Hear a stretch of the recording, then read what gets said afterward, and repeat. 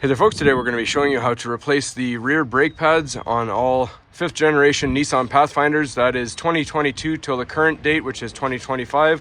I'll update the title if the 5th generation continues any further than that. So for the service, we're using our Powerstop Evolution brakes here. And here is the part number.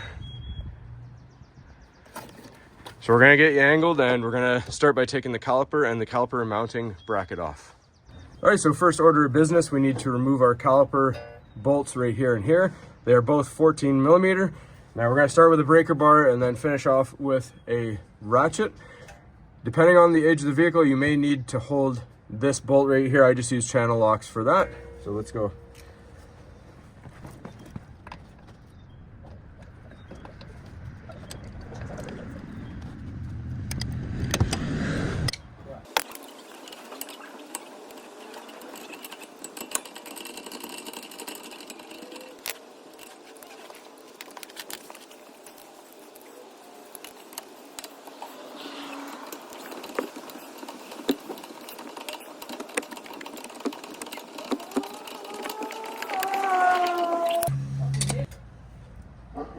All right, so now the caliper will come off and we're just going to rest it gently on the back here. So we don't need to do anything with the electronic brake just yet. It will come off okay at the beginning, but when you go to put it on with the new pads, that's when you'll need to disengage the parking brake. All right, so if we look right here and right here, these are the caliper mounting bracket bolts. We're going to switch to a 21 mil socket and break those off as well.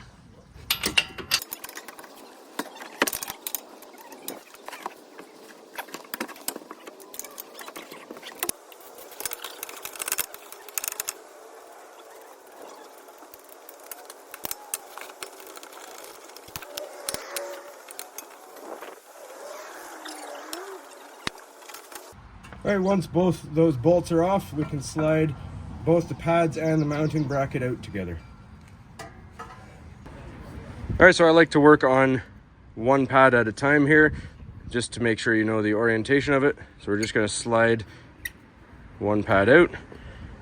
And the Powerstop doesn't come with these clips, so we're gonna take them off of this pad and put them on the new pads. And you can see the difference of the new and old for meat. So we just line the pads up so you know which side to put it on. So the loop goes on this side of the pad on the right side.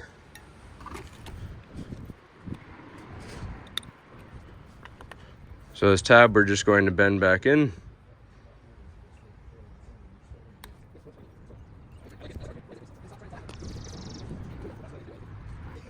All right, so as you can see, our little pin right here has to go into the groove.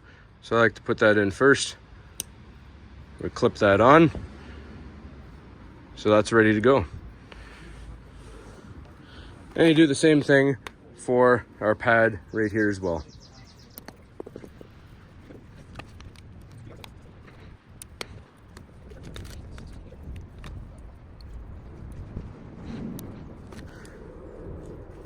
All right, so our pads are ready to go on.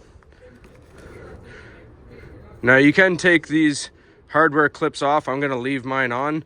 Just remember the orientation of them when you remove them. So I'll show you a nice close-up so you can see the orientation. There's only a little bit of brake dust. I'm just going to brush that off and then we're good to go. Clean up the slider pins.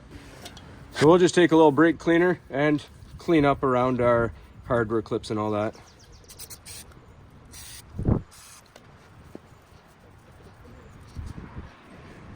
All right, so same thing, pull out one pin at a time and work on it just to make sure that we keep them in the right orientation. Just hold the boot and pull the pin out. Clean off the old excess and reapply some new brake lubricant.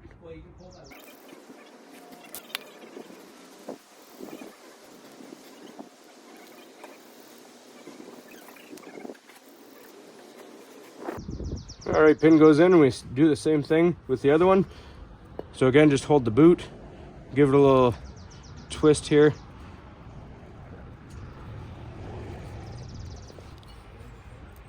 And you just want to make sure when you squeeze it, it has a nice give and it pops back out on its own.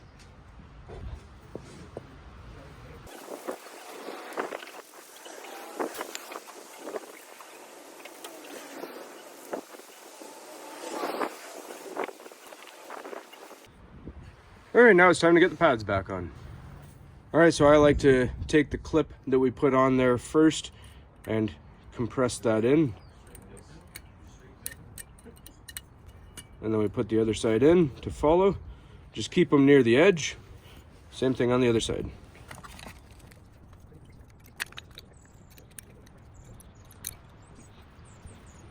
All right, now let's get this bracket back onto the vehicle. All right, so we slide this assembly over top of our rotor. Then we're going to put the bolts back in and we're going to tighten them down to 65 foot-pounds of torque.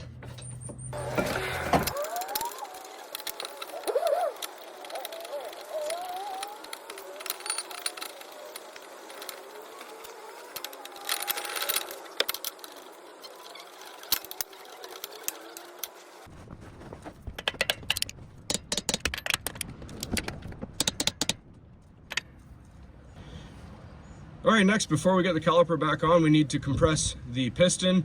But before we do that, we just want to make sure the pads are squeezed to the rotors so that it can accept the caliper nicely. So we're just going to use a drill battery and a couple wires and show you how to do this nice and easy. All right, so if you look at your caliper, you have your electronic parking brake module right here. You have a locking tab that needs to come out. We're just going to simply use a flat edge screwdriver, push that out nice and easy, and you're going to disconnect the wiring harness.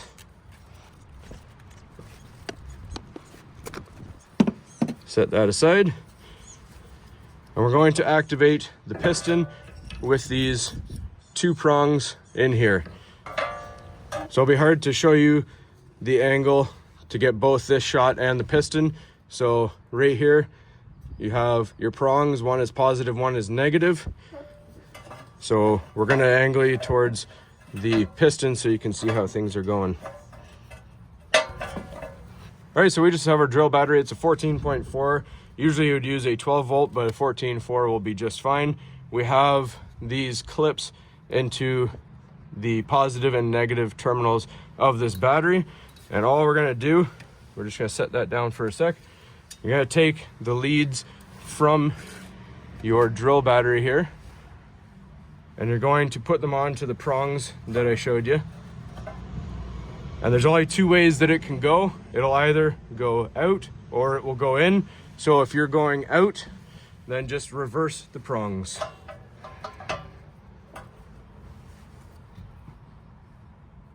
So I touched one on, and then we're gonna do the other.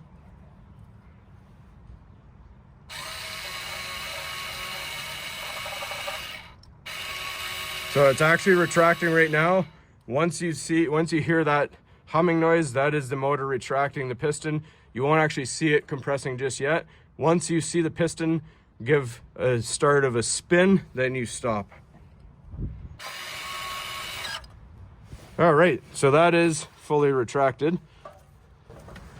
Now it is fully retracted, but the piston actually needs to be pushed with pressure. We're just going to use a carpentry clamp here. Obviously you want to be careful and go slow because the module is plastic.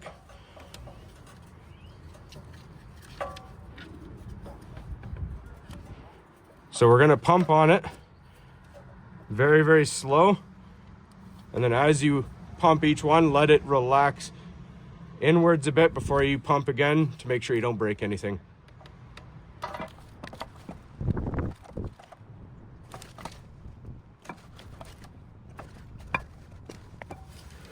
All right, you release your clamp.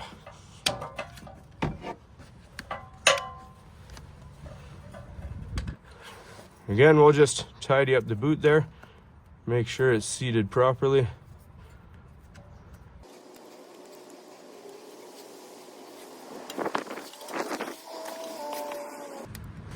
All right, so once you have the piston compressed back in, we're going to place it back onto our rotor and pads.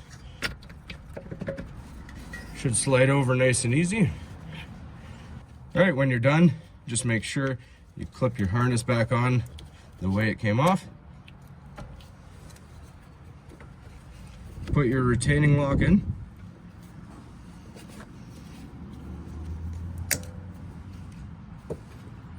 And you're good to go. Bolt everything up. All right, so once we have everything lined up, we're going to take our caliper bolts here, put them on and tighten them down to 36 foot-pounds of torque.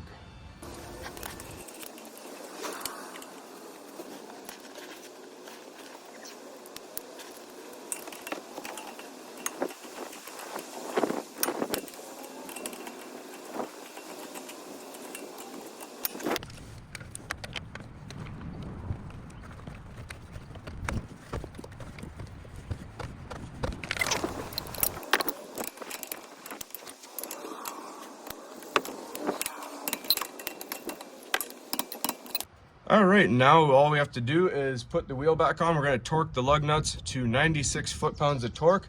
And then once you apply your parking brake again inside the vehicle, it'll go to the position where it needs to go. That's all there is to this one, folks. Hopefully you found this helpful. As always, please don't forget to like and subscribe. There will be another video coming with the front brakes of the same vehicle, so stay tuned for that.